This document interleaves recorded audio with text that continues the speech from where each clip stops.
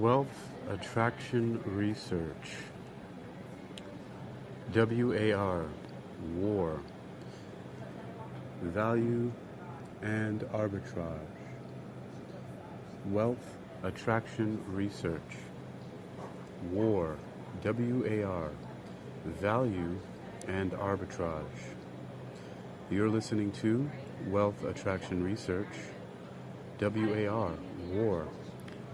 Product Value and Arbitrage, presented by Hakeem Alibokas Alexander on Spreaker, Social Podcasting, Wisdom, Social Audio Inc., and Callin, Social Podcasting, presented for World Reading Club in association with UniquilibriuM. This edition's reading focus comes to us from Dorling Kinserly's publications, The Little Book of Economics and How Money Works. The Facts Visually Explained. First, I'll start with The Little Book of Economics. This one once again has a highlight from the key thinker Karl Marx, one of the authors of the Communist Revolution, of which I have a copy, and also and it's called The Value of a Product Comes from the Effort Needed to Make It. The labor theory of value, which sounds a lot like what Adam Smith talks about in Wealth of Nations. And then, of course, the boring for last, lest you fall off at the end of this quick talk and reading here, is from How Money Works, The Facts Visually Explained, and this section is called Arbitrage. So let's get through this because I have a Japanese lesson in 40 minutes. So I'll get done with this. All right. So let's take a look. What do we have? Welcome to the room. You guys filled up here fast. Hello, Truly Julie, Cecilia Grace, Amber Kogut, Marcianne, and David Karoma. Welcome. Whether you're just passing through or you're sitting a spell to have a listen. Okay. So, Little Book of Economics. The value of a product comes from the effort needed to make it. The labor theory of value. In context, the focus is theories of value. The key thinker, as I said before, is Karl Marx, who lived from 1818 to 1883. Before his time in 1662, English economist William Petty argues that land is a free gift of nature, and so all capital is past labor. That's new to me. That sounds interesting. I like that part. Isn't that true? That land is a free gift of nature? Until, of course, people put fences around it and then start charging you for all sorts of things that are the produce of the land. And then exploit the labor of humankind to sell it. But that's why I love capitalism. Exploitation.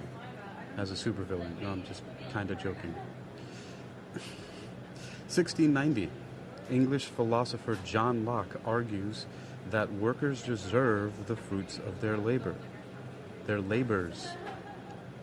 After that time, in 1896, Austrian economist Eugen von Bollwerk publishes Karl Marx and the Close of His System, summarizing the criticisms of Marx's labor theory of value. In 1942, radical U.S. economist Paul Sweezy publishes The Theory of Capitalist Development, defending Marx's labor theory of value. I wonder why Paul Sweezy was a radical U.S. economist. I'll explore that later. All right, let's take a look here. The importance of labor in determining the value of goods has a history that can be traced back to the ancient Greek philosophers. For about 200 years, from the mid-17th century, it dominated economic thought. In primitive, pre-industrial societies, the role of labor in determining the rate at which one good could be exchanged for another was fairly simple. Yeah. Bartering, trading, right? That's fairly simple and straightforward. If it took a man a week to make a fishing net, he was unlikely to exchange it for a wooden spoon that had been carved in a morning. However, the issue became much more complicated with the emergence of modern industrial societies in the 18th century. All right. The classical societies, the classical economists, there he goes again, Adam Smith. The classical economists, Adam Smith and David Ricardo, had each developed a theory of value connected to labor. But it was the German philosopher Karl Marx who set out the most famous description of the labor theory of value in his magnum opus, Capital. Marx, labor and cost. Marx's idea was that the amount of labor used to produce a good is proportional to its value. The theory is often justified by the following argument. If a haircut involves half an hour of labor at $40 per hour, the haircut has $20 of value. Now, of course, that's because it seems like they're going by hourly, right? If it also needs the use of scissors and brushes that cost a total of $60 and lose $1 of their value through wear on each haircut, the total value of the haircut is $21.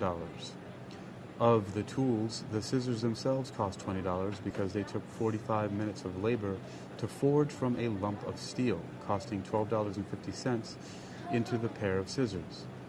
The same reasoning can be applied to explain why the lump of steel costs $12.50, tracing time and costs for producing steel from iron ore. It is possible to trace the expenditure on the intermediate inputs until we arrive back at the original natural resources, which are free. So all the value has been created by labor. We following that so far? All the value has been created by labor because, of course, in the beginning, as we read here, that English economist William Petty, argued that land is a free gift of nature, and so all capital is past labor. Okay, so it is possible to trace the expenditure on all the intermediate inputs until we arrive back at the original natural resources, which are free. So all the value has been created by labor. Marx pointed out that it is too difficult to calculate the value of any good in this way. So value should be determined by the congealed lump of labor that the good contains. By the way, congealed is another word for mixed, roughly. So value should be determined by the congealed lump of labor that the good contains. He also said that value is determined by the normal amount of labor we expect its production to take. Value is determined by the normal amount of labor we expect its production to take. An inefficient hairdresser may take an hour to cut someone's hair, but the haircut's cost should not then rise by $20. Marx did not deny that supply and demand in the marketplace would influence the value or price of goods in the short run, but said that in the long run, the basic structure and dynamics of the value system must come from labor. Interesting, all right. I'm tracking this a little bit so far.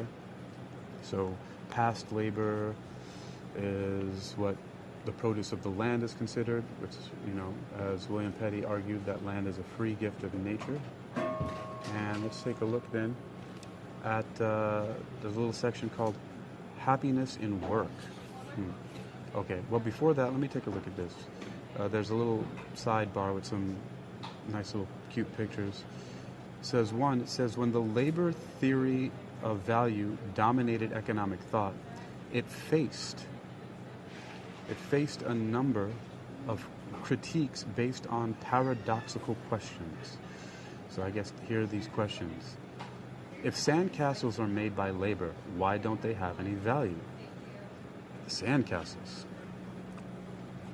I haven't made a sandcastle in a long time.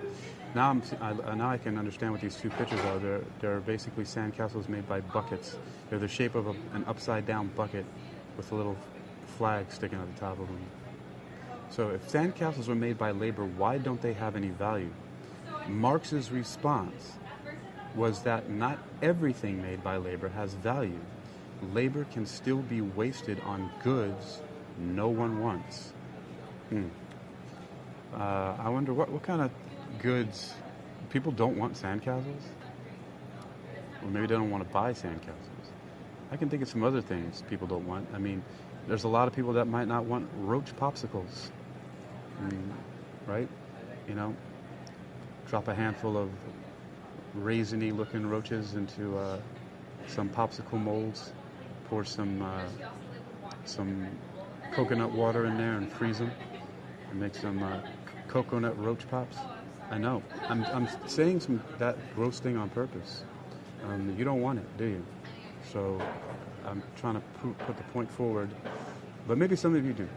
Especially if there are those lab-grown roaches that they make in some places, like in China, where they make them so that they're not all gross and filled with disease and stuff because they eat crap from wherever they can find it. Which reminds me of another thing. I worked on this. I went to a play called Bitch in California when Carrie Singman, who was once the lead guitar player for a group called the Chimps, and he's a friend and fellow personal trainer at Meridian's Bodies in Motion in Encino. And oh, by the way, the Chimps, they had a couple of their songs in the TV show Sons of Anarchy. That's one of their claims to fame, besides other things like playing at Ozfest and whatnot. But he invited me to a play by one of his fitness training clients called Bitch. And one of the things in the story Bitch was about somebody was getting poisoned by tetrodotoxin, which you can get from the pufferfish, or also known as the Takifugu rubripes, or the fugu fish. And there was this Japanese scientist. I don't recall his name at the moment, but I do have an article on eym.hypnoathletics.com. EYM, of course, being exercising your mind, and it gives that. I think his name is Tomoro Noguchi, something like that. But he raised toxin-free fugu fish because he found that that the fugu fish get their poison from eating a certain bottom-feeding mollusk that ingests something called Vibrio, and the Vibrio in the system then, through different biochemical changes, turns into the tetrodotoxin. So he was able to raise fish without poison in the lab, and was able to make fish without poison. Although it was told to me that's the whole fun of eating fugu fish, is that you may or may not die from eating them. Sounds like a fun. That's why people, and they have special chefs who are licensed or certified to prepare the fish in a certain way that's supposed to be safe, but people still die from eating it in Japan, right? That's the whole thrill of it.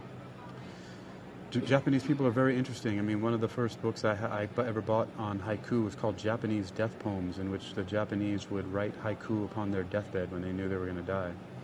And then there's also, some of you have heard of this forest in Japan where people just go to die. A very suicidal culture in so many ways for honor that actually has a couple of words for suicide, ritual suicide that the samurai would do, seppuku, where they would cut their bellies open and spill their intestines out. I know. It's graphic. And then also harikari, right? And then also kamikaze. So there's so many words for killing yourself in that language. And that's the Japanese language lesson I'm going to have today.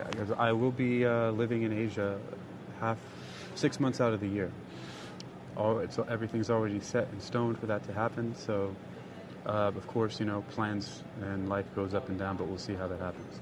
Let's get back onto the value of a product comes from the effort needed to make it. And the point that I was making about certain things that you don't want, like Marx said that the question was, if sandcastles are made by labor, why don't they have any value? And Marx's response was that not everything made by labor has value. Labor can still be wasted on goods no one wants, and no one wants roach popsicles for the most part. And that led me into that whole fugu fish thing.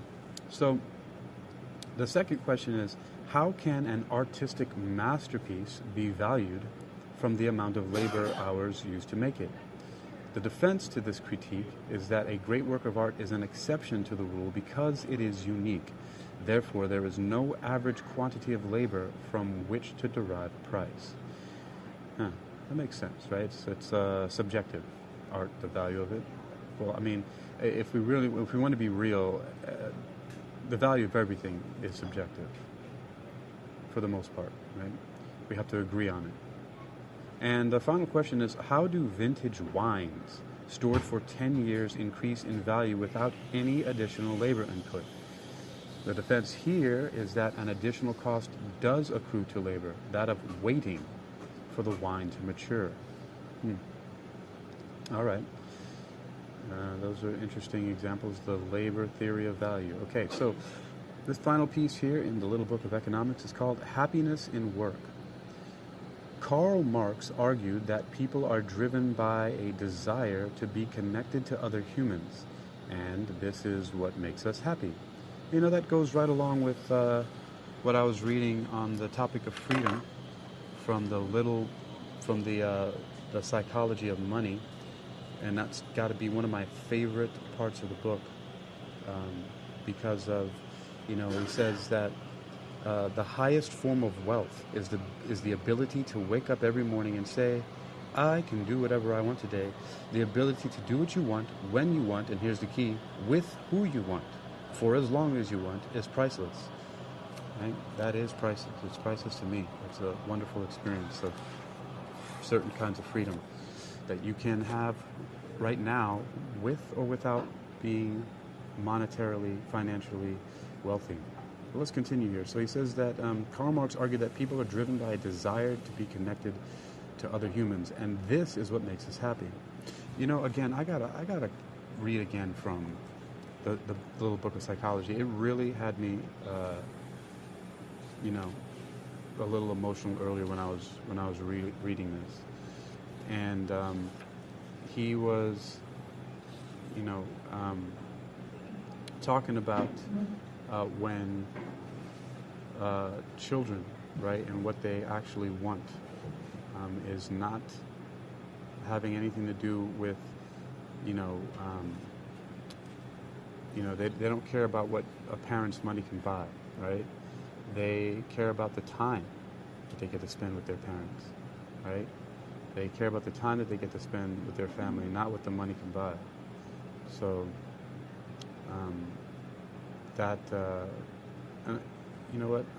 How did I forget where that is in the book already? You know what? Just forget that now. I guess I'm not going to read that again. All right, let me continue with what Karl Marx is talking about here. Okay, so Karl Marx argued that people are driven by a desire to be connected to other humans, and this is what makes us happy. We show this desire through work. When a person makes something, that product represents his or her personality. But when someone else buys that item, the maker is happy because not only has he or she satisfied the need of another person, but the buyer has also confirmed the goodness of the personality of the producer. Karl Marx, how dare you? What are they saying next? This is blasphemy. It says, capitalism destroys this essence of humanity, Marx claimed, because it alienates the workers from what they produce. People no longer control their output.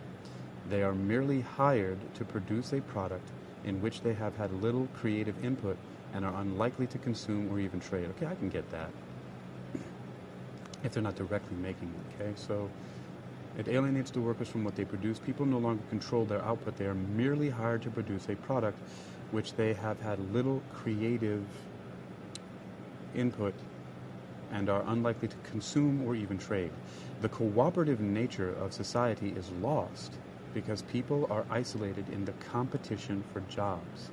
Marx argued that it is this separation from our work that makes us unhappy. So it's still always amazes me how coincidental that I'm just randomly reading these things at a certain time whenever I have time to do it, and they match up with other things that I've just spoken about. And that's just about work and happiness and freedom and all that. So I'm going to have to explore and cross-reference those things later. So that's the end of the little book of economics. The value of a product comes from the effort needed to make it. Karl Marx does make some good points. In the next reading from this book, it will be called Prices Come from Supply and Demand. And but that's it right now for the little book of economics. Let's see. It's 8 minutes after 5. I got 22 minutes before my Japanese lesson. Hajimemashite. All right. Arbitrage. This is how money works. The facts visually explained. All right. Here we go. Arbitrage. When there are price differences between two similar assets being traded on different exchanges across the world, traders may seek to take advantage of the discrepancy in order to make a profit. This practice is known as arbitrage. Yeah, I mean, some of these practices in capitalism are really shady. I'm glad these books are so straightforward. They're not mincing any words or hiding anything. Because this is exactly what it is. When there are price differences between two similar assets being traded on different exchanges across the world, traders may seek to take advantage of the discrepancy in order to make a profit. This practice is known as arbitrage. All right, let's look at transatlantic trades. When a company is listed on both the UK and US exchanges, arbitrage may be possible. For example, if a trader can buy shares in company A on the US exchange for $2.99 each and sell them on the UK exchange for $2.30. Okay, so here we go. I gotta use the currency. So if a trader can buy shares in company A on the US exchange for $2.99 each and then sell them on the UK exchange for £2.30 each. I think that's what it is, pence, right? I don't know, right? Which is equal to $3.01. The trader will make a profit of 2 cents per share. In practice, arbitrage works by exploiting small price differences such as these at high volumes. Right? High volumes means they're trading a lot of them at once, so not just one item, but maybe 1,000 or 1 million of those items to make use of those price differences. All right, and continuing at high volumes, right? So in practice, arbitrage works by exploiting small price differences such as these at high volumes, using computer programs to trade almost instantaneously. These trades take place so quickly that the biggest profits are made by the organizations with the fastest computers. All right, let's look at high-frequency traders. Computing power enables HFT, high-frequency traders, to search the markets for tiny anomalies to exploit. A computer program automatically evaluates and carries out a large number of trades at high speeds, faster than any person could do. It is possible to make a lot of money from very small price differences in this way. And again, I'll have to reinforce that it's with high volumes. Let's take a look. We've got some visual explanations here. We show New York Stock Exchange, Company A, has a stock buy share at U.S. price, which is $2.99, the reading that I just did earlier. And on the London Stock Exchange, they sell it for, so UK price, sell share at UK price. So buy share at at US price in dollars, and sell share at UK price to make a small profit. So in this case, what we have here, $2.99,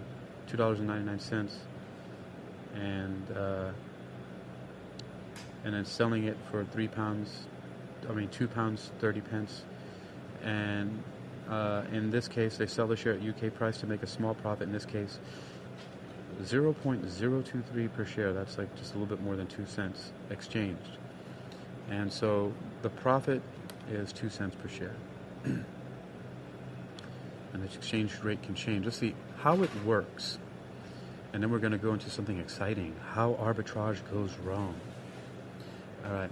When keeping it real goes wrong. All right. So how it works. Arbitrage is the practice of buying a tradable asset in one market and almost simultaneously selling it at a higher price in a different market. This is the same thing over and over again. Buy low, sell high. It's the same process in almost anything if you can find a way to do that.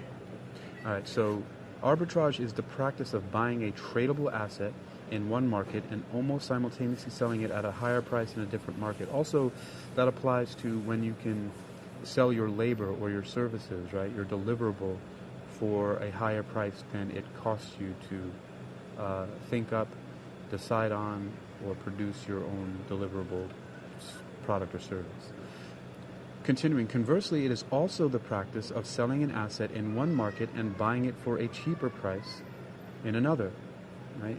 Arbitrage, as currently practiced in stock and bond markets, is only possible due to the computing power now available. So large volumes of transactions can exploit small differences in prices within milliseconds. Arbitrage, as currently practiced in stock and bond markets, is only possible due to the computing power now available. Right. All right. When arbitrage goes wrong, in 1998, hedge fund long-term capital management (LTCM) lost, get this, $4.6 billion as a result of arbitrage trades in bonds that went wrong. The price difference between bonds being traded was relatively small, so in order to make a profit, long-term capital management had to carry out large volumes of trades. These trades were also highly leveraged using billions of dollars borrowed from other financial companies. This high leverage and the 1998 Russian financial crisis prompted investors to move their capital to less risky investments. LTCM, remember, long-term capital management, sustained huge losses and was in danger of defaulting on its loans. The U.S. government had to intervene in order to prevent a collapse of the debt markets and damage to the global economy. Wow. All right, well, let's take a look here at the end of this and closing out. So I have 15 minutes to get ready for my Japanese lesson and listen to my recordings to pretend like I'd been practicing for the last 5 days. Let's see, 60% of U.S. equity trading was estimated to be high-frequency trading at its height in 2009. 60% of U.S. equity trading was estimated to be high-frequency trading at its height in 2009. That's that high frequency, so it was being done a lot and probably at those high volumes. Well, that's it. That's all I got, and I'm glad. That was only 30 minutes. Well, my Callin saying 27 minutes, so this is good. Coming up next in the next Wealth Attraction Research, if I don't have time to get to that part 2 of Wealth of Nations, because it is so long, part 2 in book 2. That's why I haven't read it yet, just because of time constraints. The next one in How Money Works, it's manipulating the stock market. Stock market manipulation can take many forms, such as artificially fixing prices higher or lower with the aim of interfering with the market for personal gain. You slimy bastards. All right. Well, that's it for now. You've been listening to Wealth Attraction Research, WAR, War, Value and Arbitrage, presented by Hakeem Ali Bokus Alexander on Wisdom, Social Audio Inc., Spreaker, Social Podcasting, and Callin, Social Podcasting, presented for World Reading Club in association with exercisingyourmind.com and UniquilibriuM. Thanks for stopping by or sitting a spell on Wisdom, Zoe, Janelle, Marcianne, Chocolate Yoda, Cecilia Grace, Brother Chuck, and Wandering Fool. Look at those 3 favorites in a row right there. Cecilia Grace, Brother Chuck, Wandering Fool, Darrow with the Dashes, Sebastian, Jean, Undefined, Truly Julie, Amber Kogut, and David Koroma. Stay well.